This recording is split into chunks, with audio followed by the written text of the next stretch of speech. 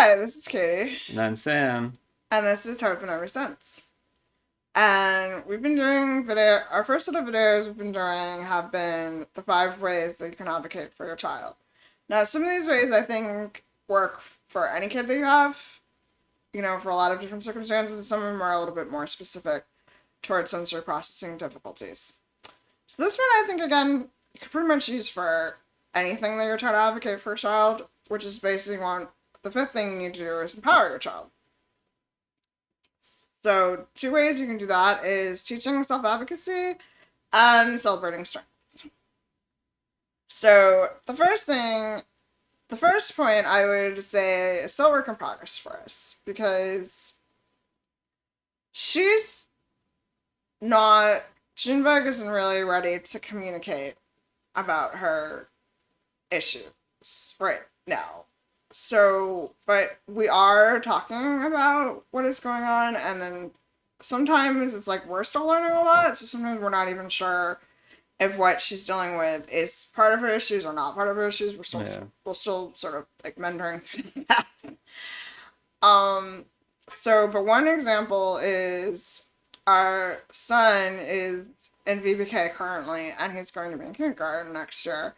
And when Junebug started figuring out that she had issues, she was basically in VBK. So she's starting to notice the difference between her and her brother in the sense that I would say that he's picking up things as easily as, most kids do, but maybe Yeah. not even a little bit faster than some kids, Like when it comes to scribbling. It's things. like, why is he scribbling now?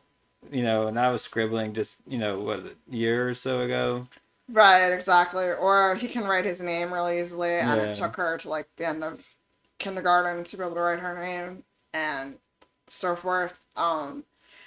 But so that's when we're taking her aside, and I try to talk to her on her own, because I don't want to be comparing and contrast. I don't want to compare and contrast. Like you really shouldn't, Yeah. because every kid's like their own person, and everyone's gonna have they're good at this.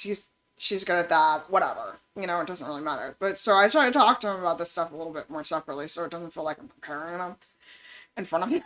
you know.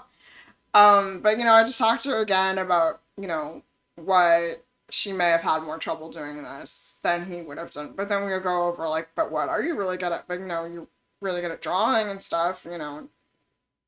Um. So anyway, so yeah, so that I think is still gonna be a work in progress for a little while because she's inherently whether how much the SPD is really like affecting this or cause this or who knows, but she's shy Yeah.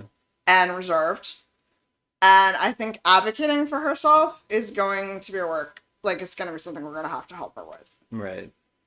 possibly Yeah. for a while. She's getting a little bit better about it because she'll tell the teachers when she's tired or she doesn't feel good, but Yeah, that's just, some basic things, but yeah, but I mean, yeah, just like being able to admit, sometimes even being able to admit to herself that she's having a problem yeah. can be a thing.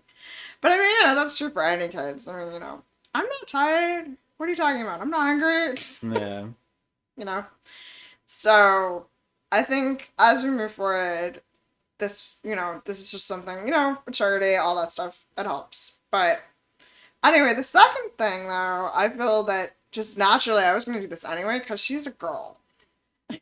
And life, I don't want to get into like where you feel and stuff, but like as a girl, you have to stand up for yourself. You have to always be like, you have to take what you're good at and own it, and then shout it from the mountaintops. Yeah. So I've always, from the first, like a lot of people, they can complain if they want to, whatever. But I'm the mom. Yeah, like she takes her first step. I'm like, woo! You did so. Whatever she's doing, I am celebrating it. And so we're definitely enabling her and celebrating her strengths, and have been from day one.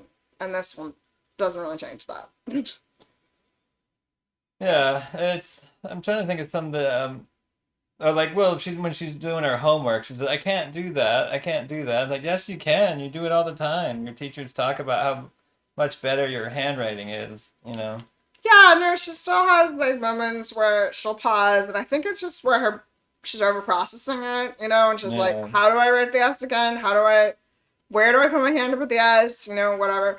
And so yeah, sometimes she'll just blank a little bit, and she's like, I need help. And so what I just do is just have her take some breaths, and I'm just like, you remember how to do this? Just take a second, just think about it. You've been writing this. You know how to write this. Yeah. Exactly.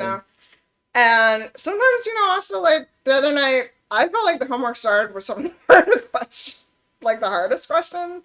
And so I was like, let's just skip those. And when the easier questions first. And then we went back and then the harder question, because she had done the easier questions, sort of started her mind on it. Yeah. Then the harder questions were like a little easier for her to figure out. Yep. So yeah, I think you all have to do that those days.